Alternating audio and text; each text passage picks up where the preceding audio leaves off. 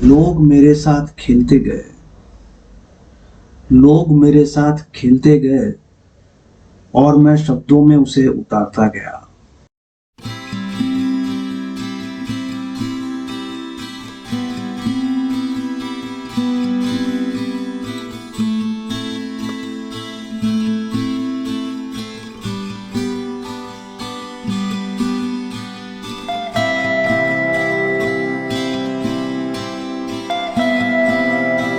सिद्धांत का सबसे बड़ा दुश्मन है मुरावत। कठिनाइयों, बाधाओं, प्रलोभनों का सामना आप कर सकते हैं दृढ़ संकल्प और आत्मबल से, लेकिन एक दिली दोस्त से बेमुरैती तो नहीं की जा सकती। सिद्धांत रहे या जाए। कई साल पहले मैंने जनेऊ हाथ में लेकर प्रतिज्ञा की थी कि अब किसी की बारात में ना जाऊंगा, चाहे इधर की दुनिया उधर हो जाए। ऐसी विकट प्रतिज्ञा करने की जरूरत क्यों पड़ी? इसकी कथा लंबी है और आज भी उसे याद करके मेरी प्रतिज्ञा को जीवन मिल जाता है। बारात थी कायस्थों की। समधी थे मेरे पुराने मित्र। बारातियों में अधिकांश जान पहचान के लोग थे। देहात में जाना था। मैंने सोचा चलो 2-3 दिन देहात की सैर रहेगी। चल पड़ा। लेकिन मुझे यह देखकर हैरत हुई कि बारातियों की वहाँ जाकर बुद्धि ही कुछ भ्रष्ट हो गई थी। बात बात पर झगड़ा तकरार। सभी कन्या पक्ष वालों से मानो लड़ने को तैयार। यह चीज़ नहीं आई, वह चीज़ नहीं भेजी। यह आदमी है या जानवर? पानी बिना बर्फ़ के कौन पिएगा? गधे ने बर्फ़ भेजे भी तो 10 सेर। पूछो 10 सेर बर्फ़ लेकर आंखों में लगाए या किसी देवता को चढ़ाए? अजब चिल्पो मची हुई थी। कोई किसी की ना सुनता था। समधी साहब सिर पीट रहे थे। या उनके मित्रों की जितनी दुर्गति हुई उनका उन्हें उम्र भर खेद रहेगा। यह क्या जानते थे कि लड़की वाले इतने गंवार हैं? गंवार क्यों, मतलब ही कहिए। कहने को शिक्षित है, सभ्य है, भद्र है। धन भी भगवान की दया से कम नहीं है, मगर दिल के इतने छोटे। 10 सेर बर्फ भेजते हैं, सिगरेट की एक डिबिया भी नहीं भेजी। फंस गया और क्या। मैंने उनसे बिना सहानुभूति से दिखाए कहा, सिगरेट नहीं भेजे तो कौन सा बड़ा अनर्थ हो गया। खमीरा तंबाकू तो 10 सेर भेज दिया है, पीते क्यों नहीं घोल घोल कर।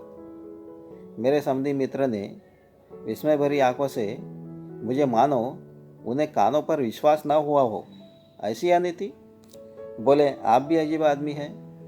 खमीरा या कौन पीता है? मुद्दत हुई लोगों ने गुड़गुड़िया और फर्शिया गुदड़ी बाजार में बेच डाली। ऐसे दकियानूसी अब भी हुक्का गुड़गुड़ाते हैं, लेकिन बहुत कम। यहाँ तो ईश्वर की कृपा से सभी नई रोशनी, नए विचार, नए जमाने के लोग हैं। और कन्या वाले यह बात जानते हैं, फिर भी सिगरेट नहीं भेजी। यहाँ कई सज्जन 8-10 डिबिया रोज पी जाते हैं। एक साहब तो 12 तक पहुँच जाते हैं और 4-5 डिबिया तो आम बात है। इतने आदमियों के बीच में 500 डिबिया भी ना हो तो क्या हो। और बर्फ़ देखी आपने, जैसे दवा के लिए भेजी है। यहाँ इतनी बर्फ़ घर घर आती है। मैं तो अकेला ही 10 सेर पी जाता हूँ। देहातियों का कभी हगल ना आएगी, पढ़ लिख कितने ही जाए। मैंने कहा तो आपने आपके साथ एक गाड़ी सिगरेट और टन भर बर्फ़ लेते आना चाहिए था। मैंने कहा तो आपको अपने साथ एक गाड़ी सिगरेट और टन भर बर्फ़ लेते आना चाहिए था।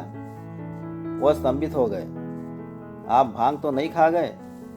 जी नहीं, कभी उम्र भर नहीं खाई। तो फिर ऐसी उल जुलूल बातें क्यों करते हो? मैं तो संपूर्णतः अपने होश में हूँ। होश में? होश में रहने वाला आदमी ऐसी बात नहीं कर सकता। हम यहाँ लड़का ब्याहने आए हैं। लड़की वालों को हमारी सारी फरमाइशें पूरी करनी पड़ेगी, सारी। हम जो कुछ मांगेंगे उन्हें देना पड़ेगा, रो रो कर देना पड़ेगा। दिल लगी नहीं है, नाको चने ना को चने ना चव्वा दे तो कहिएगा यह हमारा खुला हुआ अपमान है। द्वार पर बुलाकर जलील करना। मेरे साथ जो लोग आए हैं वे ना ही कहार नहीं है, बड़े बड़े आदमी हैं। मैं उनकी तौहीन नहीं देख सकता। अगर इन लोगों की यह जिद है तो बारात लौट जाएगी। मैंने देखा यह इस वक्त ताव में है। इनसे बहस करना उचित नहीं। आज जीवन में पहली बार केवल 2 दिन के लिए इन्हें एक आदमी पर अधिकार मिल गया है। उसकी गर्दन इनके पाँव के नीचे है। फिर इन्हें क्यों ना नशा हो जाए, क्यों ना सिर फिर जाए, क्यों ना उस दिल खोलकर रौब जमाए। वर पक्ष वाले कन्या पक्ष वालों पर मुद्दतों से हुकूमत करते चले आए हैं और उस अधिकार को त्याग देना आसान नहीं है। इन लोगों के दिमाग में इस वक्त यह बात कैसे आएगी कि तुम कन्या पक्ष वालों के मेहमान हो। मेहमान को जो आदर सत्कार चुनी चोकर रूखा सूखा मिले उस पर उसे संतुष्ट होना चाहिए। शिष्टता यह कभी गवारा नहीं करती। शिष्टता कभी यह गवारा नहीं कर सकती कि वह जिनका मेहमान है उनसे अपनी खातिरदारी का टैक्स वसूल करे। मैंने वहाँ से टल जाना ही मुनासिब समझा। लेकिन जब विवाह का मुहूर्त आया, इधर से 1 दर्जन विस्की की बोतलों की फरमाइश शुरू हुई और कहा गया कि जब तक बोतलें ना आएगी हम विवाह संस्कार के लिए मंडप में ना जाएंगे। तब मुझसे ना देखा गया। मैं समझ लिया कि यह सब पशु है, इंसानियत से खाली। इनके साथ एक क्षण रहना भी अपनी आत्मा का खून करना है। मैंने उसी वक्त प्रतिज्ञा की कि अब कभी भी किसी बारात में ना जाऊंगा और अपना बोरिया बचका लेकर उसी क्षण वहाँ से चल दिया। इसलिए जब गत मंगलवार को मेरे परम मित्र सुरेश बाबू ने मुझे अपने लड़के के विवाह का निमंत्रण दिया तो मैंने सुरेश बाबू को दोनों हाथों से पकड़कर कहा, जी नहीं, मुझे माफ़ कीजिएगा, मैं ना जाऊंगा। उन्होंने खिन्न होकर कहा, आखिर क्यों? मैंने प्रतिज्ञा कर ली है, अब किसी की बारात में ना जाऊंगा। अपने बेटे की बारात में भी नहीं। बेटी की बारात में खुद अपना स्वामी रहूँगा। तो समझ लीजिए यह आप ही का पुत्र है और आप यहाँ अपने स्वामी हैं। मैं निरस्तर हो गया। फिर भी मैंने अपना पक्ष ना छोड़ा। आप लोग वहाँ कन्या पक्ष वालों से सिगरेट, बर्फ़, तेल, शराब आदि चीज़ों के लिए आग्रह तो ना करोगे। चीज़ों के लिए आग्रह तो ना करोगे। भूल कर भी नहीं। इस विषय में मेरे विचार वही है जो आपके। ऐसा तो ना होगा कि मेरे जैसे विचार रखते हुए भी आप वही दुराग्रहियों की बातों में आ जाए और अपने हथकंडे शुरू कर दे। मैं आप ही को अपना प्रतिनिधि बनाता हूँ। आपके फैसले की वहाँ कहीं अपील ना होगी। दिल में तो मेरे अब भी कुछ संशय था, लेकिन इतना आश्वासन मिलने पर और ज़्यादा अड़ना असज्जनता थी। आखिर मेरे वहाँ जाने से यह बेचारे तो तर नहीं रह जाएंगे। केवल मुझसे स्नेह रखने के कारण ही तो सब कुछ मेरे हाथों में सौंप रहे हैं। मैंने चलने का वादा कर लिया, लेकिन जब सुरेश बाबू विदा होने लगे तो मैंने घड़े को जरा और ठोका।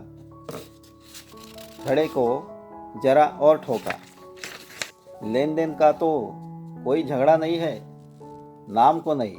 वे लोग अपनी खुशी से जो कुछ देंगे वह हम ले लेंगे। मांगने ना मांगने का अधिकार तो आपका रहेगा। अच्छी बात है, मैं चलूँगा। शुक्रवार को बारात चली। केवल रेल का सफ़र था, वह भी 50 मील का। तीसरे पहर के एक्सप्रेस चले और शाम को कन्या के द्वार पर पहुंच गए। वहाँ हर तरफ का सामान मौजूद था। किसी चीज़ के मांगने की ज़रूरत न थी।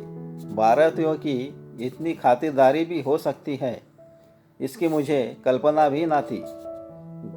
घराती इतने विनीत हो सकते हैं। कोई बात मुंह से निकली नहीं कि एक जगह 4 आदमी हाथ बांधे हाजिर। लगन का मुहूर्त आया। हम सभी मंडप में पहुँचे।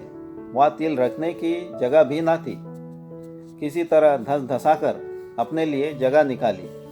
सुरेश बाबू मेरे पीछे खड़े हो गए। बैठने को वहाँ जगह न थी। कन्यादान संस्कार शुरू हुआ। कन्या का पिता एक पीताम्बर पहने आकर वर के सामने बैठ गया और उसके चरणों को धो धोकर उस पर अक्षत, फूल आदि चढ़ाने लगा। मैं अब तक सैकड़ों बारात में जा चुका था, लेकिन विवाह संस्कार देखने का मुझे कभी अवसर न मिला था।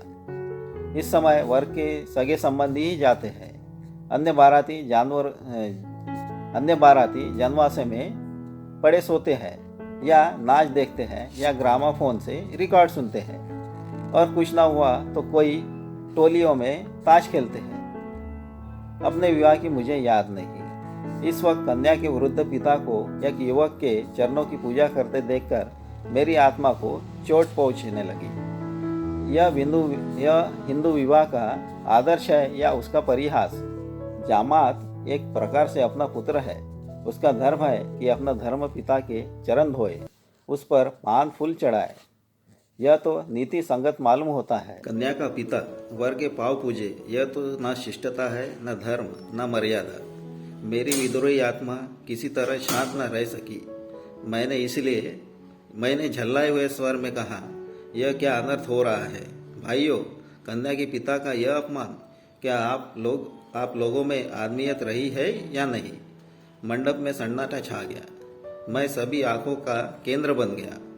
मेरा क्या आशय है यह किसी को समझ में ना आया। आखिर सुरेश बाबू ने पूछा, कैसा अपमान और किसका अपमान? यहाँ तो किसी का अपमान नहीं हो रहा है। कन्या का पिता वर के पाँव पूजे, यह अपमान नहीं तो क्या है? यह अपमान नहीं भाई साहब, प्राचीन प्रथा है। कन्या के पिता महोदय बोले, यह मेरा अपमान नहीं है मान्यवर, मेरा अहोभाग्य है कि आज का यह शुभ अवसर आया।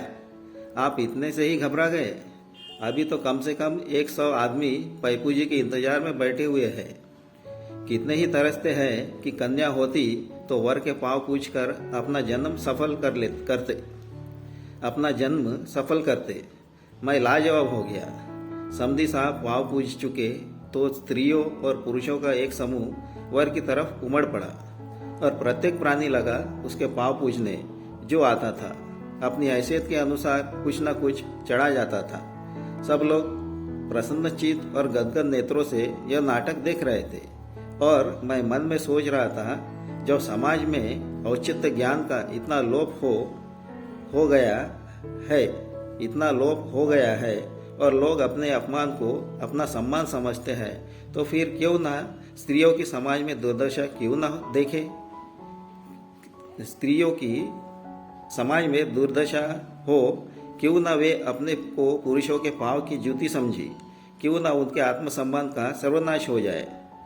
जब विवाह संस्कार समाप्त हो गया और वर वधू मंडप से निकले तो मैंने जल्दी से आगे बढ़कर उसी थाल से थोड़े से फूल चुन लिए और एक अर्धचेतना की दशा में ना जाने किन भावों से प्रेरित होकर उन फूलों को चरणों पर रख दिया और उसी वक्त वहां से घर चल दिया।